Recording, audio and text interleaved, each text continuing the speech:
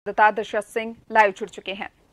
दशरथ, आज राजस्थान विधानसभा का सत्र था जो काफी हंगामेदार यहां पर रहा। बीजेपी विधायकों ने धरना यहां पर किया। अब अगर कल की बात की जाए तो कल कहा जा रहा है कि जो लंपी स्किन डिजीज है जो पश्चिमी राजस्थान में फैल रही है और भी कई राज्यों में फैल रही है, उसको लेकर कल विधानसभा में चर्चा होनी है। क्या कुछ कहेंगे?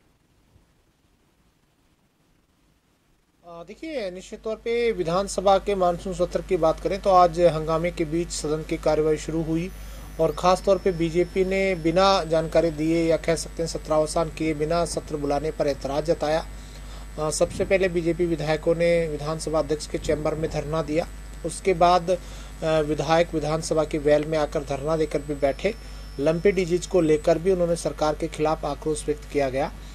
इसी बीच 5 जो संशोधन विधेयक थे वो पुनर्स्थापित विधानसभा के अंदर किए गए और उसके बाद शोका व्यक्ति के बाद में सदन की कार्यवाही मंगलवार सुबह 11 बजे तक के लिए स्थगित कर दी गई।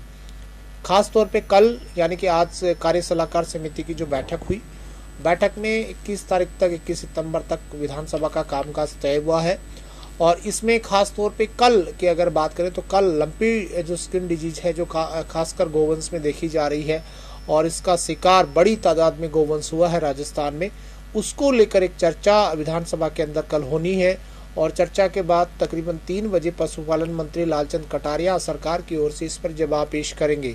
तो कल सदन में हंगामेदार रहने की पूरी संभावना है क्योंकि बीजेपी ने कल गायों की जो मौत हो रही है लंपी स्किन डिजीज को लेकर, इसको लेकर बड़े स्तर पर एक प्रदर्शन भी जयपुर में बुलाया है।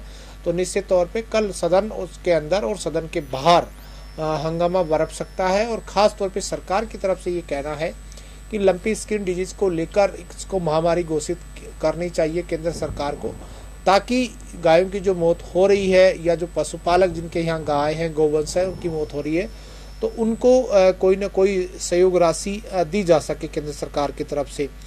मुख्यमंत्री अशोक गहलोत ने भी आज बीजेपी की तरफ से जो धरना दिया गया उस पर सवाल उठाए। मुख्यमंत्री अशोक गहलोत ने कहा कि राजस्थान ही नहीं बल्कि देश के कई इलाकों में सरकार गिराने का काम बीजेपी की तरफ से किया गया। यहाँ पर ऐसी कोशिश की गई। जब कैबिनेट की बैठक में प्रस्ताव पारित हुआ उसके बावजूद सदन कुछ दिनों के लिए नहीं बुलाया गया, राज्यपाल पर बीजेपी ने दबाव बनाया। तो ऐसे में बीजेपी को धरना दिल्ली जाकर देना चाहिए। मुख्यमंत्री ने इस तरह के आरोप जो है वो बीजेपी के धरना पर मुख्यमंत्री की तरफ से जोड़े गए और कहा गया कि बीजेपी राजनीति नहीं करे गायों के नाम पर और न ही विधानसभा की कार्यवाही पर। दीपिका जी दशरथ, वहीं इसी के साथ ही जैसा कि आपने बताया कि मुख्यमंत्री अशोक गहलोत का भी बयान सामने आया। उन्होंने जो भी विधायक धरना दे रहे थे उनको लेकर भी बहुत कुछ कहा। अब इसके अलावा खिलाड़ीलाल बेरवा ने अपनी ही सरकार पर हमला बोला है। उन्होंने कहा है कि जो 102 विधायक जिन्होंने सरकार बचाने में मदद की थी अब वो ठेगा महसूस कर रहे हैं और इसी के साथ ही सचिन पायलट को एक बार फिर सीएम बनाने की मांग को लेकर उन्होंने थोड़ा सा जोर दिया है। उसको लेकर क्या कुछ कहेंगे? देखिए, एससी आयोग के अध्यक्ष हैं खिलाड़ीलाल बेरवा, कांग्रेस के एमएलए हैं।